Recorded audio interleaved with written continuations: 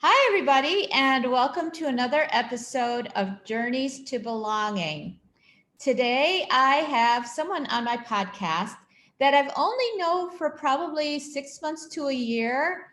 I didn't know it was her because her handle is different from her name on Twitter, but Tia Luker Putra and I know each other from Twitter. And then recently, we were going to be on a Same Here Beluga series mental health month webinar about being part of a PLN. But she lives internationally. And as we know, for those of us who live internationally, getting time zones correct is sometimes difficult. And so I said, well, if you want to talk about the importance of PLNs, please be a guest on my podcast. And so, Tia, I'm so excited that you said yes. No, thank you for having me. I really appreciate it. It's so nice to connect and chat. Yeah, and hopefully it didn't mess up your name too much. It's hard No, to say. That's like a tongue tweezer, it tongue is teaser, tweezer yeah, and it is. teaser. Oh gosh, yeah. Sorry about that. So No. yeah, so I didn't really say anything much about you other than how we met. So tell our listeners more about you because there's so much to your story. I am a teacher living in Shanghai, China, and I've been here for 7 years. I've been teaching for almost 15 years, and I've had quite a transformation during my teaching. I went from teaching high school French to elementary science, and then that started my foray into kind of STEM and SDGs and diversity. So that's kind of like in a nutshell. I do lots of different things with curriculum writing, and I definitely, Twitter has helped kind of amplify a lot of the stuff that I've done. I built my own website, which has been really exciting. This is awesomeed.com, so that's been really cool. And yeah, so that's, I guess, a nutshell. Well, that's a good synopsis. We'll get into more of each part of that probably as I ask my questions. But my very first question I always ask my guests is, if I say the word belonging or feeling a sense of belonging, what's the first thing that comes to mind? I think that it becomes the people you associate with, the people that you build around you, because as a teacher who lives overseas, you have to build your own family, you have to build your own support network, you have to really carve out a space where you belong, because you're in a place that you actually don't really belong in. I'm in a culture where I don't speak the language, I don't share the same cultural values. And so it's definitely, belonging becomes a really big issue, both emotionally and mentally, just because you're trying to find that place where you do belong, because that is so important. So when I think of belonging, I always think of the people that I've built that sense of belonging with. Mm-hmm. And that's perfect because it leads into my first question, which happens to be, you have done a lot of traveling because you're originally from Canada, and I think you lived in South Korea and taught there also. Now you're in China, as you said. But and you talked about that sense of belonging by putting those people around you. So in each of those places, how have you been able to do that? Because I know for some people who travel overseas for work, whether it's for teaching or it's very difficult for them to find that sense of belonging, and so they always feel sort of like they don't, not that they don't fit in, but that they're not comfortable with their environment. They might love their job, but they're just not really happy. So how have Yeah. you made that work? I think as a military kid, that kind of moving and creating new communities comes really naturally, because you have to, as a military family. Sure. And so I always blame my family when they say, you're overseas, you're too far. I'm like, this is your fault. You moved me around a lot when I was a kid. I like doing that. I like living in new places. Yeah.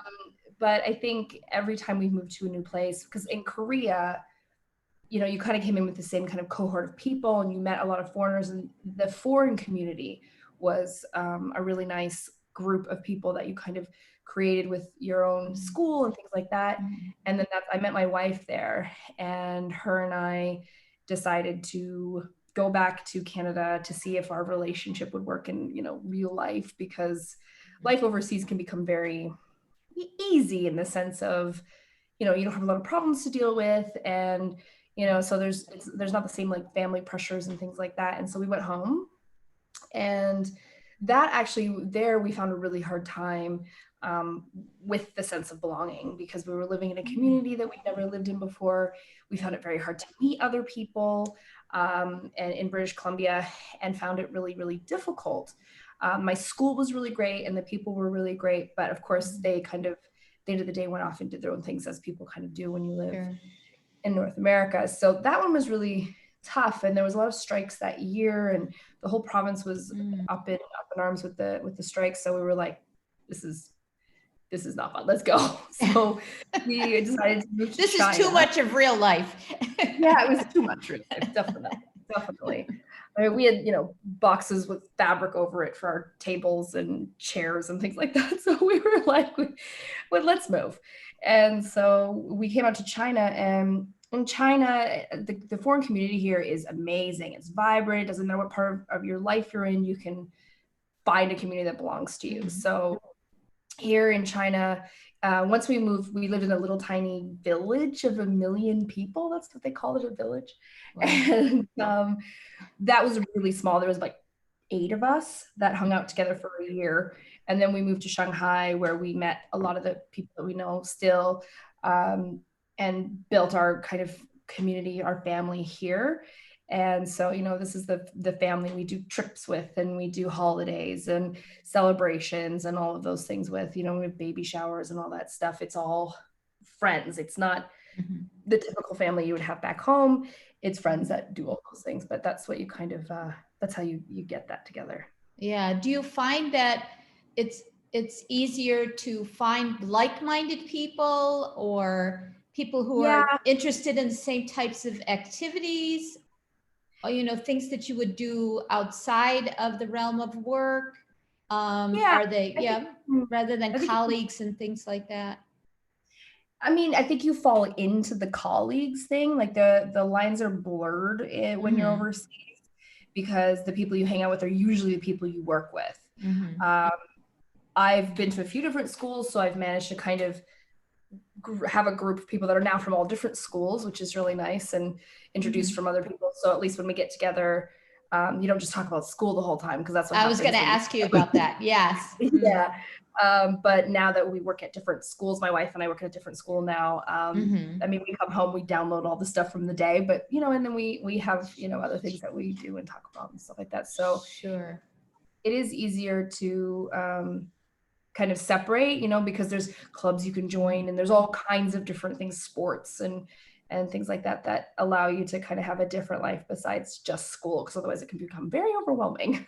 It does. And it's also, if you want to have that work-life balance, that's part of it, is realizing that you do need to turn that part of you off for a bit and have discussions or do activities that are not related to, even if they're your colleagues or former colleagues or whatever, but that tendency to find that common thread through work is really, you need to, So I applaud you and your wife for being able to find people and then make that effort to do other activities, and even with your wife, not to have that constant discussion about work, because that's you have to be mindful about it. You really need to be conscious about making that decision. So that's probably why, one of the reasons why you're more successful at finding that group, because you're able to figure out where that separation is, and not everybody is. It's sort of a journey you have to go on. So, and I feel like right now we're going through a bit of a transition, and we're like trying new things. Like we've joined a soccer team, and I've started, I feel so silly when I say this out loud, I've started sewing dog bandanas. Oh, that's so cute. Because I have a small Yorkie, and for his birthday, I made bandanas for all the little dogs that came. And then I thought, I could sew these and sell them and donate the money for charity. So I I've started doing that, and I did my first market a few weeks ago, and we've been meeting new people through that. And so it's been really cool to meet other awesome. people who are like-minded with, having dogs and things like that. So it's been really cool. Yeah, I have grand doggies. My kids all have at least one dog. So I totally understand the dog thing. Yes. So for me, it's not so silly. It's just so funny. But I mean, I love Yeah. it because I call them do good bandannas. And as a shout out to my sorority. And and I just sell them, and it's just fun for me to see these little dogs running around, and all the money goes to charity and helps dogs in need in the city. So it's really nice. And it's a way for you to take yourself away from your work for a while, take yourself away from your computer. So so that's a really good idea also. One of the things I mentioned in introducing you was that we really have this common interest of being far away overseas and having our PLN. And I know something that it's really dear to you. So can you talk a little bit more about the importance of your PLN, how you got started, how long you've been, and just why is it important to you? Sure. Geez. So I guess it started because I spoke at a conference. It was 2 years ago. I just had my 2-year Twitterversary. I got a little notification. I didn't know that was a thing.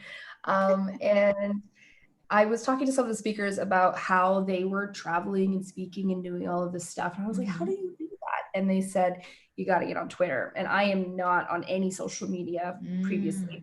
And I have never, even though I've been overseas, I've never really done the whole Facebook thing a lot. You do, but it's been almost a decade that I haven't really. And so I started on Twitter, and immediately in the first, I think it was like the first week or two, I started connecting with a few people who ended up, this was the creation of Crazy PLN. And we started off, chit-chatting about, we wanted to make a group and what this was. And this was all brand new to me. And I was like, what is happening? It was so confusing because I was like, what's a PLN? Like, what are we doing? And for me, it was just, I found this like group of people that were really supportive and helping me navigate what Twitter was, because I had never used Twitter before, and just what to do and what were the benefits and that kind of thing. And so as being part of that beginnings of the Crazy PLN, it just started to grow around me. And I didn't realize it was happening because I was just kind of following this group of people that kind of took me under their wing and were like, hey, what's up? Welcome. And I was like, okay, let's do it. And so over the course of the time, because I haven't always felt inspired and wanted something more. I had finished my master's degree and was, kind of awake to this whole idea of science and what I was doing with science. And I didn't necessarily have enough people around me that I felt inspired by, that I was being inspired to do new things with. And so the Crazy PLN was doing that because, oh, look at what I've done. And this is where I've gone for here. And this is what I've read. And so just sharing all of that stuff was really inspiring. And then being able to share the stuff that I was doing, and for people to say, wow, look at that. Like, how did you do that? And to have those really amazing discussions about things that were, really getting us going as teachers. And so it really helped me when I maybe didn't feel that way, get that way, because then I'd see, oh, this person's done this really crazy project, or what's AR, I'm going to give that a try, or what's VR, I'm going to give that a try. Here's an app I can use. And it really was the best professional development I could have possibly asked for, because it turned, because you go to a meeting and you sit in there and you're going, oh, I just have to do this and I have to do that, and that's all you do when you're in those meetings, or it's, we're not first year teachers, don't talk to us like that, that kind of stuff. And this was such a different experience, and it really matched my research that I had done on like authentic learning and what that means and how you have to be really involved with it. And it was that in the making all the time. And not only was it about the education and the pedagogy and all of that, it was really like love and support for all the things in your life. You'd go on and people would talk about whatever was going on in their own personal lives. And I've had phone calls, I've made phone calls to people just that I've never actually spoken with in real life until the moment that they needed someone, and we called each other, and it's, it's nice to have that support when you need it. And when I was changing jobs and I wasn't sure what I was going to do or what I thought about it, just going on there and saying, I might be quitting my job. Like, is this the right decision for me? And that kind of stuff, where it was really big life decisions that I was able to talk to, people who were supportive and who were outside of the situation, but still were, wanting the best for me. So I think the Crazy PLN has totally transformed my teaching in the last 2 years, and really kept me at the top of my game, because they're always at the top of theirs. Yeah, I love the fact that you mention, without saying it, the whole idea of validation, people valuing you, people lifting you up, which I know you do for other people also. And also, what I've spoken about many times is this idea that even though you've never met face to face, you feel like you have, and you feel like you've known them for such a long time. So making these connections, often we hear about educators or people in other jobs that are sort of very proprietary about the things that they create and the things that they do. But I find that there's so much on Twitter with Crazy PLN and with other PLNs that are so giving and supporting, and you described it so beautifully. It's really amazing how you've grown as a result of your growth on Twitter, which is really, something that I hadn't noticed before, because normally when I talk to my other guests, many of them have been on Twitter longer, but you've only been on for a couple of years, and this has really been your journey. So I know that you went back for a master's because like you alluded to in the beginning when you were talking about yourself, that you had originally taught, I think, English and French. I was a French immersion teacher. French immersion teacher, yes. But now you're teaching science and engineering. So tell me about that transition. And did that happen recently, or did that happen before you went on Twitter? When I came overseas the second time, when I came to China, I was teaching at the same school as my wife, and we were both kind of leaders in the school. She was in charge of 1, 2, and 3, and I was 4, 5, and 6, and she was English. And I was like, well, what am I gonna do? And so I started with science fairs and was like, science fairs sound fun. I love projects. And so I started working on science fairs, and that's kind of where it started. And so the next school, I got the job out of pure enthusiasm, and they made me love it. They made me the department head of science. And I was like, I actually don't have any education about this. I'm just like really into it. Wow. I decided I should go back to school. So I did. Yeah. And then halfway through, I switched schools, and I just kind of continued on this path of like building science and bringing up the profile of it, because overseas, I mean, it's like English and math, and that's what everybody's really into. And I'm not as into those two topics. And I really love the projects. I really love getting my hands dirty. And so when I got my master's, I felt like my brain had been asleep for like 10 years. Wow. I feel like my brain just stopped developing or something. And then I went back to school, and bless my wife, because every day she was like cooking meals, and I was hours in my room, just like trying to figure stuff out. And, I was taking a astronomy course, and every third word I didn't understand. So it would take me 2 hours to read a chapter. So it was just a lot. And it was really amazing, because I went from, sort of like, C's and D's get degrees, like not really caring about what I got in school, to being, I want every single perfect grade. I want to do everything perfectly and contacting my teachers. Like, how do I do this? Like, what do I do here? I'm so sorry. I don't want to bother you. But I built amazing relationships with my teachers at Lesley University out of Boston.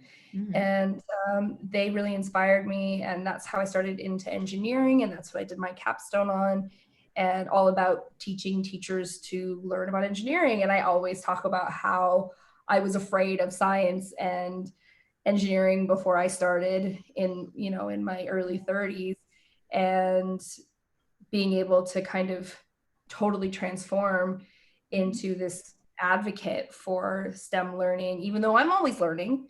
I think you can still be an advocate for it. So I started doing a lot of stuff with like coding. Never did coding, but I started a girls coding club. And I'd never done robotics, but I started a girls robotics club, and I was learning alongside of them. But I think it's really important to keep yourself going like that. So the change from that to science was, it started because I needed my own niche, and then it just ended up being something that I really excelled at and now love. Yeah. And it all started with an interest that you had, looking for that opportunity and then saying, okay, I'm open to learning and finding that passion. It's something that we hope to do with our students. So how do you use that in your classroom or, in your environment when you're teaching other teachers? What are some of the things that you point out to teachers to be aware of? Because science tends to be, I know it was for me, tends to be one of those, oh, I don't know if I could do that. And then add the engineering part to it, which is, a much higher level of creation and thinking of in the sciences. So how do you manage to do that with students who may be a little bit more reluctant? Yeah, I use a lot of excuse me, anecdotal kind of stories. I talk about being 16 and sitting in my classes and writing notes to my friends saying, I hate science, I'm never taking a science class ever again. Like I talk about those things, about how I wish I would have known all the great things that there are in science. And I'll do, I'll bring things up in the news that the kids want to see, or I'll show them things that I'm working on, and just to kind of show them that the skills that I'm teaching them are useful. Even if it's just highlighting in a textbook, I'm showing them, my research paper that I'm highlighting, and here's all the things that you do, so it's just about making it accessible. And so for teachers, I always just say, just trust me, just give it a try. And even just recently, I had some teachers who did an engineering kind of a STEAM fair where the kids built arcade games out of cardboard and tape and things like that.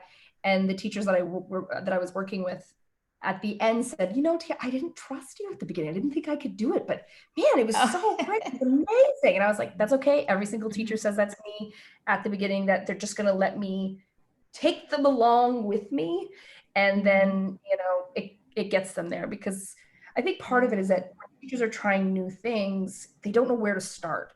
So if you have, if you're inspired by something and you have a passion for something, you have to put the work in to giving teachers everything they need. If I'm doing science fairs, I'm giving details down to font charts as to how big the font should be for the titles and the research, so that teachers don't have to figure that stuff out. But then once they do it once, then the next year, it's an investment in time, but then the next year it's, oh, I already know how to do that. I've done that before, blah, blah, blah. So, I think if you're really passionate about something, it doesn't matter what it is. If you can show your passion and you can give people all the tools they need, and you're not asking them to do a whole heck of a lot more than just putting it forward, not creating resources, none of those other things, then people will humor you. Usually if you've got a good relationship with people, I like that. Yes. Convince them and bring them along for the ride. And then at the end, people are always really happy to see the product, especially with engineering, because you never believe, even though I teach teachers about it, I still don't believe the kids are going to be able to do it. And then they every single time do it. So it's just, you have to get comfortable with this idea that you might not know the end of it. And that is such an uncomfortable place to be. It is, especially as a teacher, as a student also, but as a student, you figure, well, my teacher will help me, right? Somebody's going to bring me along, whether or not you're going to do it. I also think it's hard to not be enthused by your enthusiasm. You mentioned earlier that you were hired for a job based on your enthusiasm. I can certainly see why. And so, because there's this passion and love that comes out in what you're describing, when teachers see that, I think it's very hard to resist, because they said, well, if she can love it and, she's going to take me along, like you mentioned, then there must be something to it. And so I'm just going to take that leap of faith for right now. And if it doesn't turn out, that's okay. I'll tell her it didn't turn out. But at least at least I'm willing to sort of jump into beginning. I think it's also really interesting that you talked a little bit earlier about the fact that PD, you mentioned briefly that PD isn't quite maybe what it should be, when we're sitting there and taking notes and so forth. And so what you've done is turned that around and said, I know how I learn, and I know what teachers enjoy when they're learning. And then I'm here for you later on because I've given you resources, but I'm also here for any questions. And that's what a lot of times is missing from PD is we'll sit either at a conference or somewhere, and then that will be the last of it, that connection to the person who presented to us. And if we come to a point where, especially with something like science and engineering, which we're not really familiar with and not comfortable with, and we get to the point where, oh gosh, where do I go next? Or it's not really working the way it was supposed, or the way they said it worked for them. And then it's like, I don't have time to deal with this, so I'm just going to go back to what I was doing.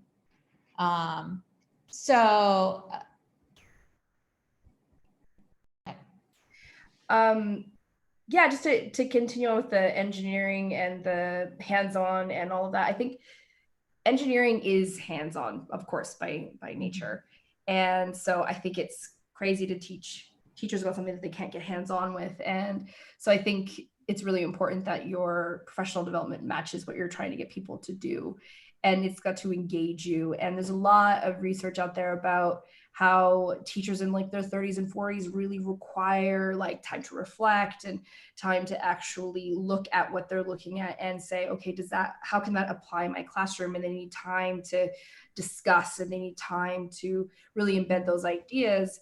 And so I think professional development hasn't all quite caught up to this concept that it has to be, I mean, it doesn't always have to be, but for me, I need to be able to get hands-on. I need to be able to talk about it. I need to be able to relate to other people's situations and stories.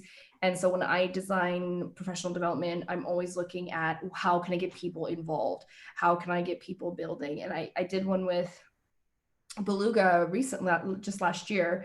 And I had people building in their homes, and it was really fun to see. One of the participants had their child building with them, and he posted pictures of it online, and it was just so awesome. My parents came and watched, and they were building in their apartment or in their house.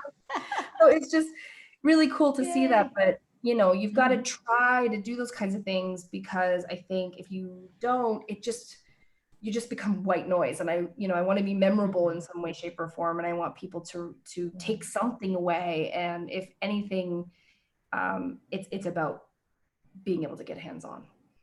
Right. And also being willing to be a bit vulnerable, because I imagine you're not sure whether things will work out completely as and so you're sort of as the presenter, or as the person, the proponent of this idea, is sort of being vulnerable about that. How does that feel? Usually it's a little scary, but again, it's the same concept that I tell the teachers who are trying it with me. Sometimes it doesn't work, and that's totally fine. And as long as you know why those things didn't work, or the basis of what you're trying to achieve, because I talk a lot to my kids about how science is a lot about failure. And if you aren't failing, you're not doing it right, because that is not the way science works. People have to fail to get to wherever they're going, to get, the rocket through the atmosphere. You know, I mean, like these are things that has to happen. You have to fail. So you have to get very comfortable with failing. So I'm really good at failing at stuff. And then I'm good at coming back to it, trying it again, and, you know, and doing something successful with it. So I think I've become very comfortable with that idea. And so it makes it a little easier. And I'm okay with just laughing at myself and saying, you know what, I don't really know why that didn't work, but that's okay. Right. And the failing and learning from that failure or those mistakes. I think that's also really important lesson. And they talk a lot about that now because, you know, we sort of have had a culture for the last 20 years or so of everybody needs to succeed. We're all succeeding. Let's just celebrate the successes and let's not look at the failures. But we know from the science, from the research, that in order to be successful, we need to have the failures along the way because that's what teaches us a lot of the lessons and also helps us learn. So yeah, that's really awesome that you make it known that you're fine with that, which makes everybody else, including your students, fine with that. I'd also like to ask you, because I know that you're interested in the SDGs. It's something that you've also moved into in terms of using your science. And I think there's a project that you do with about light poverty. And so I'd love for you to talk about how you moved into teaching using the SDGs and if you want to talk about that project also. Sure. I started teaching with the SDGs. To me, it seemed like a natural connection to science because if you are using, because I'm working on a project right now called STEAM with a Purpose, and it's all about using STEAM to solve SDG issues. And so I'm trying to integrate that within the curriculum. Nice. But when I started learning about the SDGs, I didn't realize I'd already been kind of working on them because I'd been working with this charity called Solar Buddy for a little while, and I'd written curriculum for them, and they've really blown up since then. And you know, they're all over the world giving lights to people who are suffering from energy poverty, and, you know, helping to reduce kerosene gas exposures and things like that. And so that project that I had been working on for a little while, a couple of years, I haven't worked with them for the last 2 years just because COVID's kind of for a loop for me. But that was kind of a natural next step, was looking at the SDGs and exploring that. And so I started looking at, do they teach SDGs? And so I'm an ambassador for them now. And that's been really transformative because now I'm looking really to combine the two and really look into developing that further. So I think the SDGs are so important. And if we're teaching kids about how they're, you know, global citizens and how we want them to be agents of change and all of these kind of buzzwords that we're looking at in education, I think using the SDGs and science and combining them to help kids see themselves as problem solvers for the future, I think that's so important. And it's really fun for teachers because we get to build amazing projects and see these kids thinking really deeply about huge world issues and trying to solve them. So I think that's really crucial for the future. And that doesn't have to start when we're in high school. I argue that it needs to start right away. Oh, yes. Yeah. Even young students can learn about the rest of the world with the world, right? Yeah. Yeah. I think that's really important. So this has been so nice. I'm so glad that we finally connected. Well, is there anything else that you wanted to talk about or any other advice that you want to give teachers or our listeners? I think the most important thing is to just give it a try, because so many teachers we're very prideful people. We always want to be confident and good at what we do. And because it's so important, the job that we're doing, that, you know, messing up maybe doesn't seem like an option. Whereas I think if people are willing to learn something new and to just try something they've never tried before, it's amazing, because I did, and it has totally transformed my teaching and transformed what I do and the way I think about things. And it's an ongoing journey. And I think if I hadn't taken that first step and said, I'm going to try something different, then I wouldn't be where I am today. So I just think that's really, really important to take a risk. Right. Yeah. And take a risk and look for those opportunities. And you're a perfect example of a lifelong learner, because as soon as you see the opportunity, it's not like, well, I'm doing that. I'm doing so much already. I think I'll just put that to the side. It's like, but that really fits in nicely with what I'm already doing. So let me just try it. And then once I try it, maybe I can see if others want to try it. So that's just amazing. And I could see why you call it This Is Awesome Ed, because you're so awesome, Tia. Thank you Yeah. so much. Thank you for having me. Yeah, sure. So for those who want to hop off listening to the podcast and they want to find you right away, where are the best places to find you? And of course, I'll include that all in the show notes. Sure. I guess the best and only place to find me is actually on Twitter. And I am This Is Awesome Ed, formerly Tia Science. So yeah, This Is Awesome Ed on Twitter. Mm-hmm. And then you have your website, right? Oh yeah, I should probably say that, shouldn't I? Yeah, you should. And you will. Yeah, definitely check out my website. This is actually the first time I've talked about it like out loud, because it's all just online. But yeah, my website is thisisawesomeed.com. There are lots of really great resources that you can, instead of going onto Google and trying to wade through everything, you can go on, look under SDGs and find really amazing resources and projects. You can find news articles, and then you can go to diversity and find stuff on teaching about LGBTQ issues or Black Lives Matter or other things like that. And then within the STEAM stuff, there's, links for great apps that I've tried, or websites that will help you to teach engineering or things like that. So, I feel like it's kind of a one-stop shop for those 3 topics. And if anybody has any great websites that they want to add onto the site, please let me know. You can subscribe and get updates. So yeah, come and check it out. Terrific. Wow, that sounds really awesome, Ed. Thank you so much, Tia, for being on my podcast today. I really, really enjoyed learning more about you. Thank you so much for having me. I really appreciate it.